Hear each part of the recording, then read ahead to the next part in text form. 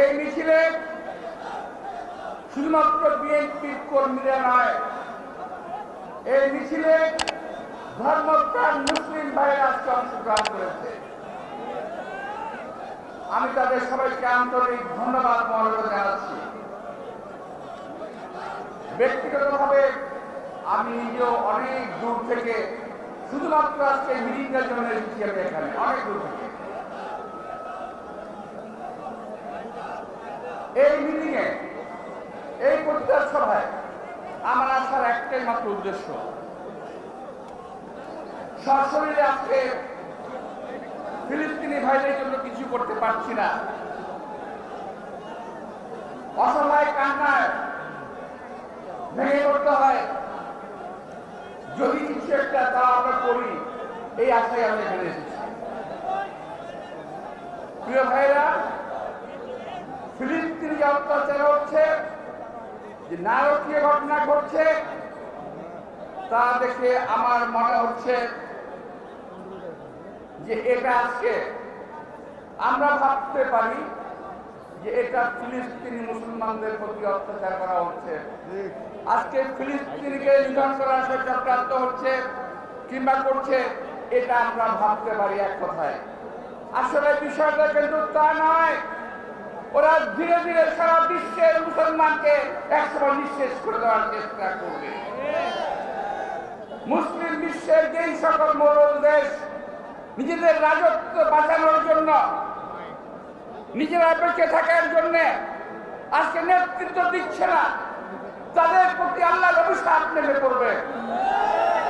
যারা নেতৃত্ব দিলে এই মুসলিম বিশ্বকে যদি আজকে ঐক্যবদ্ধ করতাম, যদি বিশ্ব আজকে শুধুমাত্র বাচ্চাপুরুষের মাধ্যমে ঐক্যবদ্ধ না হতো, যদি মুসলিম বিশ্ব কার্যকরভাবে আজকে ঐক্যবদ্ধ হতো, তাহলে আজকে এই ইহুদিরা, এই ইসরায়েলিরা এই অত্যাচার করতে পারত না। সারা বিশ্বের মুসলিমরা আজকে আমরা খণ্ড বিখণ্ড হয়ে গেছি। আমরা মুখের কথা টুপড়ি বানিয়ে, টুপড়ি ঘুরিয়ে আমরা বলার চেষ্টা করছি ফিলিস্তিনকে বাঁচাও, ফিলিস্তিনকে বাঁচাও। প্রিয় ভাইরা, এক ছাত্র ভাই, ওই ছাত্রটা আমি না বলে পারছি না, সত্যি কথা বলতে হবে, প্রশংসার দাবিদার। ও বলেছে যদি বড় থাকতো আমরা ভেঙে ঢুকে পড়তাম। সত্যিকার একটা সাহসী বক্তব্য রেখেছে, আমি বলবো, বাস্তব ভিত্তিক একটা বক্তব্য রেখেছে, আমি বলবো, আমি তাকে ধন্যবাদ জানাই। আমিও সুর রেখে বলতে চাই, যদি আজকে সুযোগ হতো, আমরা মুক্তিযুদ্ধ করেছি, আল্লাহর রহমতে বিশ্বের যে কোনো দেশে গিয়ে বাংলাদেশ জামাল ছিল না, যুদ্ধ করে দেশকে বাঁচানোর জন্য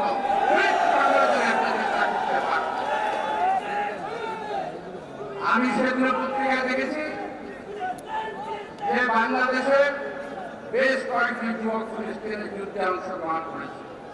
যুদ্ধে তো নাই, যুদ্ধ না, একটা একতরফা ভাবে মুসলমানকে ধরে করা হচ্ছে। পত্র পত্রিকায়, সোশ্যাল মিডিয়ায় যেভাবে ছবি হয়েছে, ওই ছবির দিকে তাকানো যায় না, ওটা দেখা যায় না, অসহ্য লাগে, অসহ্য লাগে। প্রিয় ভাইরা, আজকে আমার মনে পড়ছে শহীদ রাষ্ট্রপতি জিয়া রহমানের কথা।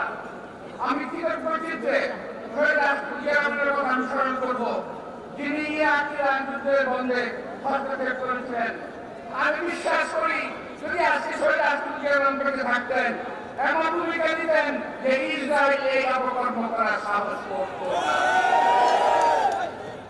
বাংলাদেশে এমন নেতৃত্ব প্রয়োজন, জিয়া রহমান দরকার। এই জিয়া রহমান যিনি সারা বিশ্বের মুসলিমদের নেতৃত্ব দিতে পারবে। আমরা বিশ্বাস করি আমাদের নেতা একটা মাতার উত্তরসূরি। আজকের এই সময় যদি আমি কথা বলি, অনেকে বলবেন যে চান টাকা করতেছে না, চান না, উনি পারবেন। আমি মনে করি উনি অবস্থান থেকে ব্যবস্থা নেবেন। আমি বিশ্বাস করি সারা বিশ্বে, সারা বাংলাদেশের মানুষ আজকে আমার নেতার পিছনে থাকবেন, আমরাও তার পিছনে থাকবেন।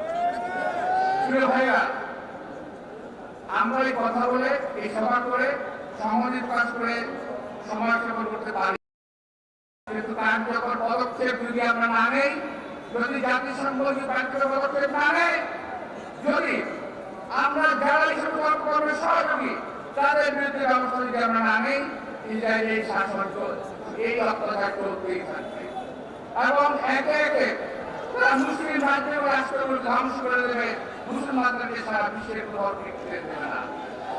আমরা এটাও খেয়াল করেছি, শুধু ইসরায়েলে নয়, আমাদের প্রতিবেশী দেশেও মুসলমানদের উপর অত্যাচার হচ্ছে। আমরা সেগুলোর প্রতিবাদ করি না, আমার রাষ্ট্র প্রতিবাদ করে না, আমরা প্রতিবাদ করি না। আমরা এটার প্রতিবাদ করতে চাই সারা বিশ্বের মুসলমানদের যেখানে মুসলিম অত্যাচার হবে, ইনশাআল্লাহ আমরা তার বিরুদ্ধে প্রতিবাদ করবো, ইনশাআল্লাহ প্রতিরোধ করে করার চেষ্টা করবো। ভাইয়া বলেছে আল্লাহ তাআলার কাছে কামনা করবো, আল্লাহ তুমি আমাদের শক্তি দাও যাতে আমরা ইসরায়েলি বাহিনীর বিরুদ্ধে, এই ইহুদিবাদের বিরুদ্ধে আমরা রুখে দাঁড়াতে পারি। আল্লাহ শক্তি আমাদের দাও। আপনাদের সবাইকে আন্তরিক শুভেচ্ছা এবং ধন্যবাদ জানিয়ে সবাই কষ্ট করে অংশগ্রহণ করেছেন, ধন্যবাদ দিয়ে বক্তব্য শেষ করছি। আল্লাহ হাফেজ। বাংলাদেশ জিন্দাবাদ।